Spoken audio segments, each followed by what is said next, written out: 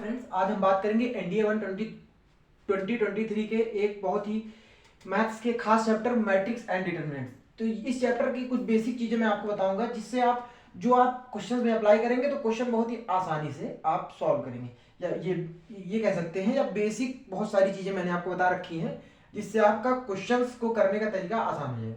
ठीक है, ये सबसे पहले मैं आपको एक प्रॉपर्टी बता देना चाहता हूँ। ये प्रॉपर्टी है रिवर्सल लॉ।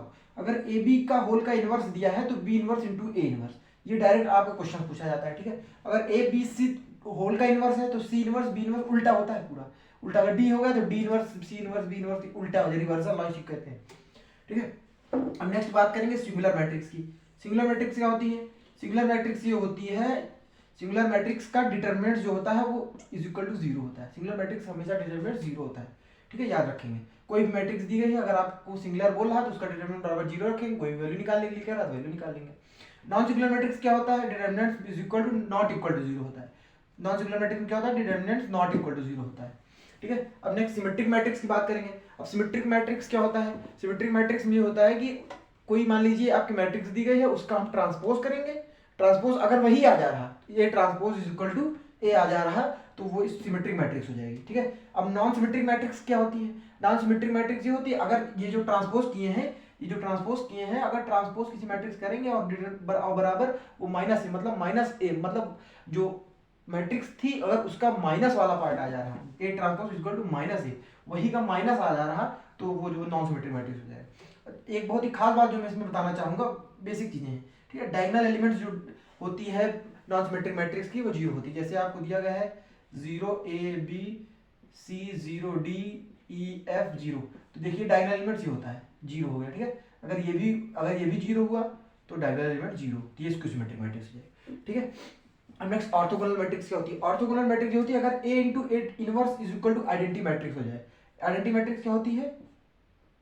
1 0 0 0 1 0 0 0 1, ये डायगोनल एलिमेंट्स अगर 1 1 1 हो जाए तो हो जाएगी आइडेंटिटी मैट्रिक्स। तो orthogonal matrix A into A inverse is equal to I. Important matrix क्या होती है? ए स्क्वायर बराबर आई, अगर कोई मैट्रिक्स दी गई उसका स्क्वायर करो तो वही आ जाए। ठीक है, तो इंपॉर्टेंट मैट्रिक्स हो जाए। इनवॉल्यूटरी मैट्रिक्स क्या होती है? इनवॉल्यूटरी मैट्रिक्स ये होती है अगर कोई मैट्रिक्स दी गई उसका स्क्वायर करेंगे, अगर वो आइडेंटिटी मैट्रिक्स मतलब ये वाली, अगर ये मैट्रिक्स आ गई तो इनवॉल्यूटरी मैट्रिक्स हो जाएगी। और next is nilpotent matrix. Nilpotent matrix क्या होती है? ए की पावर एन, एन क्या होता है? इंडेक्स। अब इंडेक्स पूछोगे क्या होता है? एन इंडेक्स होता है। तो इंडेक्स अगर ए की पावर आप मान लीजिए कोई मैट्रिक्स दी गई उसका क्यूब करके करे तो वो जीरो आ गया, तो एन जो 3 होगा वो इसका इंडेक्स हो जाएगा। तो ये होती है निलपोटेंट मैट्रिक्स। ठीक है, हर्मिटियन मैट्रिक्स बात करेंगे, अगर ए कॉन्जुगेट का ट्रांसपोज करेंगे बराबर ए आ जाए, मतलब कोई मैट्रिक्स दी गई है उसका आप कॉन्जुगेट करिए, कॉन्जुगेट करने के बाद उसका ट्रांसपोज करिए, अगर वही आ जाए तो वो हर्मिटियन मैट्रिक्स हो जाएगी। ठीक है, अब नेक्स्ट चीज है स्क्यू हर्मिटियन की बात करते हैं। स्क्यू हर्मिटियन क्या होता है? अगर कोई मैट्रिक्स दी गई है, ठीक है, उसका हम कॉन्जुगेट करें, उसका कॉन्जुगेट हमने किया, कॉन्जुगेट जो ऊपर बार लगा हुआ इसको कॉन्जुगेट कहते हैं। अगर उसका कॉन्जुगेट किया फिर उसके बाद उसका हमने ट्रांसपोज किया, ट्रांसपोज करने के बाद अगर माइनस वाला पार्ट माइनस ए आ गया तो वो स्क्यू हर्मिटियन हो जाएगा। ये सीधा सीधा फंडा है। ठीक है, नेक्स्ट टेंथ चीज, जो 10वीं चीज मैं आपको बताऊंगा, अगर मान लीजिए कोई ऐसी मैट्रिक्स दी गई है और उसका ट्रेस पूछ लिया गया। ट्रेस, मैट्रिक्स की ट्रेस होती है। ट्रेस क्या होता है? अगर ट्रेस, इसी आपको एक इक्वेशन ये दी गई है, ये डायरेक्ट क्वेश्चन आता है इसीलिए मैं इसको लेकर चलता हूँ। ठीक है, A square minus K minus I two is equal to zero. तो अगर यहाँ से क्वेश्चन बनता है, अगर एक मैट्रिक्स दी गई है और इस इक्वेशन दी गई है तो आपको के की वैल्यू, ये जो के है इसकी वैल्यू पूछेगा, तो आप डायरेक्ट तो आप इसमें वैल्यू रखेंगे। इतना बड़ा निकालने से अच्छा है जब के आपसे पूछे तो डायरेक्ट आप इनको सम कर दीजिए। ट्रेस कहते हैं इसको, ए प्लस डी।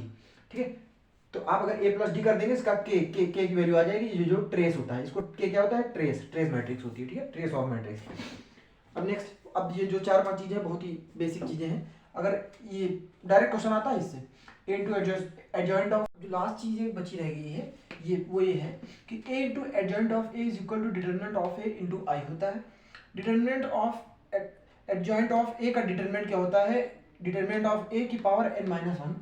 और next is your adjoint of A into bracket में एडजॉइंट ऑफ ए क्या होता है? डिटरमिनेंट ऑफ ए की पावर n माइनस 2 इंटू ए। ठीक है, अब next is your A inverse का डिटरमिनेंट क्या होता है? डिटरमिनेंट ऑफ ए का इनवर्स होल का इनवर्स हो जाएगा। ठीक है, ये बाहर निकल जाएगा, ये प्रॉपर्टी है जो डायरेक्ट पूछी जाती है पेपर में। ठीक है, इज इक्वल टू 1 अपॉन, जब इनवर्स हो जाएगा तो 1 अपॉन डिटरमिनेंट ऑफ ए हो जाएगा। ठीक है, अब लास्ट चीज जो है सिंगुलर मैट्रिक्स। सिंगुलर मैट्रिक्स क्या होती है, अगर सिंगुलर मैट्रिक्स है तो ए टू एडजॉइंट ऑफ ए बराबर 0 होगा। ये बहुत बेसिक बेसिक चीजें हैं जो मैंने आपको बता दी। अगर आप ये चीज अप्लाई करेंगे पेपर में, जैसे आपने पूरा सिलेबस पढ़ लिया है, अगर ये छोटी छोटी चीजें अगर आप अप्लाई कर देंगे पेपर में तो पेपर आपका 100% निकल जाएगा। Thank you.